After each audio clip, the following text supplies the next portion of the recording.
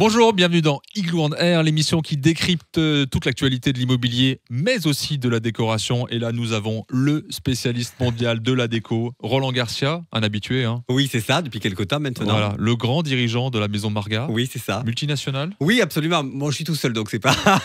C'est moins difficile à gérer. C'est plus facile à digérer. À digérer. À digérer. Bravo. À gérer. À digérer. À diriger. Putain, je vais y arriver. Aujourd'hui, on parle de quoi? On parle des jardins, oui. Ou du jardin plus précisément. Cette pièce à vivre, parce qu'on peut imaginer que c'est une pièce à vivre. Totalement. Est-ce qu'on peut dire que c'est une pièce qui permet de semer la zizanie, récolter les engueulades, mais aussi faire germer les envies? Oh, c'est beau, bravo. C'est une intro poétique. Qu'est-ce que vous êtes poétique. Mais en fait, quand il n'y a pas Éric Jeunetez, d'un coup, je me sens pousser des ailes. C'est vous le littéraire. Bravo. Depuis longtemps. Très bien. Alors, on va parler un peu des jardins. On est à la belle période, tout le monde est dans son jardin. Oui. Première question, c'est déjà pourquoi il y a un tel engouement? Alors ça a toujours été le jardin, parce que la maison est le rêve de 85% des Français, parce qu'il y a aussi un jardin, mais depuis la Covid, là on a un réel engouement du jardin. Et puis, est-ce que le télétravail a aussi permis de créer un besoin latent par rapport au jardin? Alors, comme vous le disiez, c'est vrai que le jardin a toujours fait partie intégrante des maisons, absolument. Mais c'est vrai qu'on le laissait un peu en désuétude. Vous savez, souvent, on laissait des choses traîner, etc. Et puis, arrive la Covid 2020, où là, on est obligé d'être enfermé chez soi. Et du coup, les Français se sont vraiment tournés vers leur jardin en se disant, on a une pièce à vivre à l'extérieur, on n'a pas le droit de sortir, mais finalement, on peut sortir dans son jardin. Donc, on va vraiment travailler ce jardin. Donc le jardin a commencé à être décoré, à être meublé, à être vécu comme une pièce à vivre à part entière, vraiment.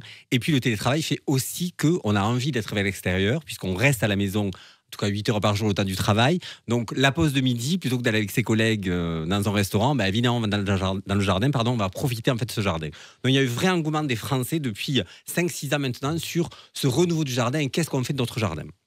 Et puis on en parlera peut-être, mais aussi un peu cultiver son jardin, le bio qui est arrivé en force depuis pas mal d'années, etc. On va évoquer la question, je pense après. Oui, absolument. Alors, on a différents types de jardins. Oui. En fonction de là où on habite. J'avais noté quoi? Bohème, à l'anglaise, méditerranéen, et puis on a parlé des potagers ou quoi. Ça dit quoi, ces aspirations-là? Déjà, est-ce qu'il y a une tendance qui ressort? Alors oui, vous avez cité donc du coup les tendances qui aujourd'hui sont vraiment dans les jardins. Bravo, vous êtes vraiment au top. Donc le jardin bohème, le jardin à l'anglaise et le jardin méditerranéen. On oublie le jardin de Monsieur Le Nôtre à Versailles, les jardins à la française, trop compliqués à gérer, etc. On a aussi vraiment envie de créer des jardins qui sont faciles d'entretien. Ça, c'est très important. Et ces 3 types de jardins-là sont des jardins un peu plus sauvages, qui sont faciles à être gérés et à être travaillés.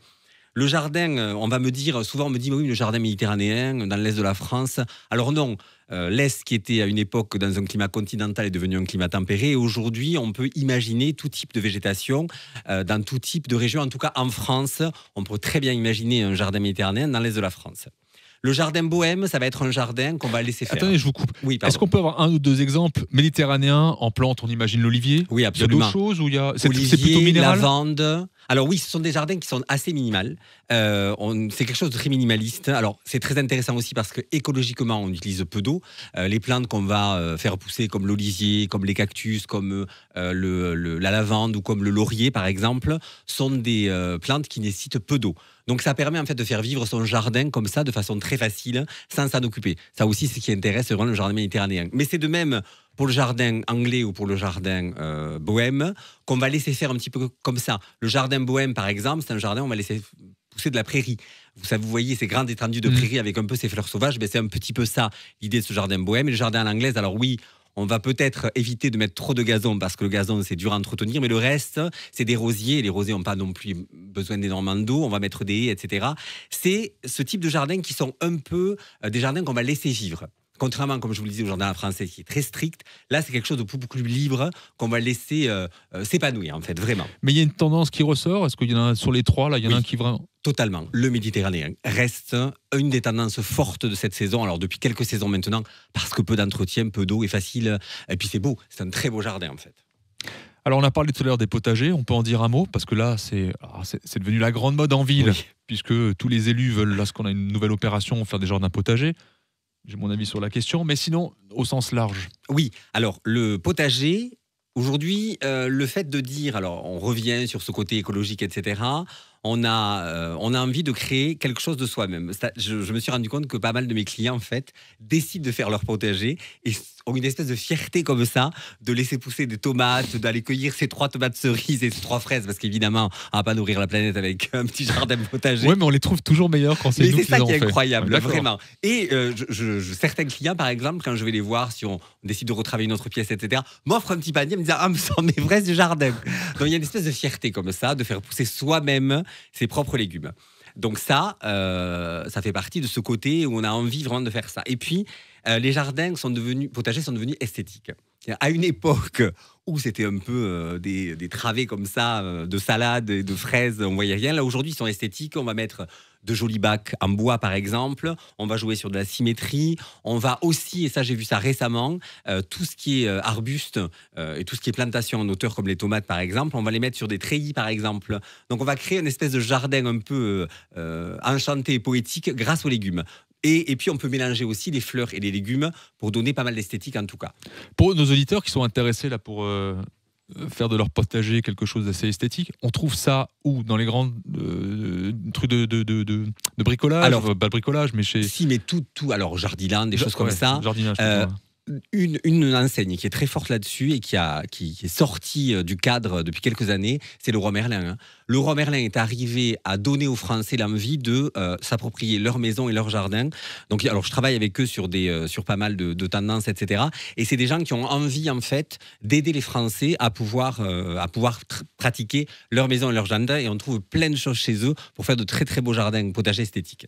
Et est-ce qu'il y a dans vos connaissances, que je sais que souvent vous venez nous voir pour parler du salon Maison et Objets, est-ce qu'après il y a des choses, alors pour ceux qui ont vraiment envie d'avoir un jardin un peu particulier, avec un petit peu de rond, un peu de sous, hein, est-ce qu'il y a des enseignes aussi qui font des choses qui sortent vraiment de l'ordinaire pour vraiment se faire plaisir quand on a un tout petit bout de jardin et qu'on veut vraiment épater ses amis? Alors oui, en termes de mobilier, par exemple, il faut aller voir les Italiens. Les Italiens sont très très forts pour ça, notamment une marque qui s'appelle Unopiu, UNOPIU, qui travaille sur du mobilier de jardin et qui ont commencé à travailler sur tout plein d'objets, justement pour utiliser et pour faire de l'esthétique dans son jardin potager, etc. Donc Unopiu est une marque très importante qui fonctionne très bien.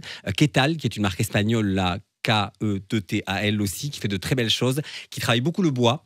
Donc Unopiu va plutôt travailler l'osier, etc. Et Ketal le bois. Donc c'est des marques qui aujourd'hui, alors elles sont assez chères, hein. En tout cas elles ont un certain prix, mais elles font de très très belles choses. Si on a envie d'avoir des choses, il y a plein de choses aussi moins chères qu'on va trouver. Il y a une marque qui s'appelle The Macy, qui est une marque espagnole aussi. Comment vous l'écrivez? Alors The Macy, THE, plus loin Macy, MASIE.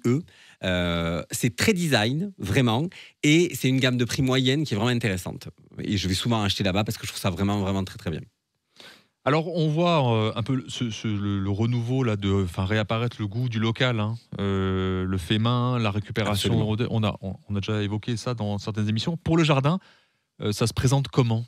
Alors, c'est très simple. En fait, on va aller chercher des objets qui ont déjà été utilisés. Alors, notamment dans un esprit très bohème, mais aussi très méditerranéen. On va pouvoir aller acheter des vieilles tables qu'on va juste retaper, hein. On va poncer un petit peu, repeindre par exemple, en bois, en métal. Il ne faut pas hésiter à aller acheter de l'occasion. Alors, c'est une thématique qui est forte, hein. Aujourd'hui, on sait que le marché de l'occasion va exploser d'ici 2-3 ans. Donc, il faut aller chercher ce type de choses. Ce qui est bien, c'est que les produits qui étaient utilisés à l'époque, c'est-à-dire quand je pense aux tables en bois des années 50, 60, même tout ce qui est fer forgé, il y a de très très beaux salons en fer forgé et des salons de jardin ou des tables, c'était d'excellente qualité.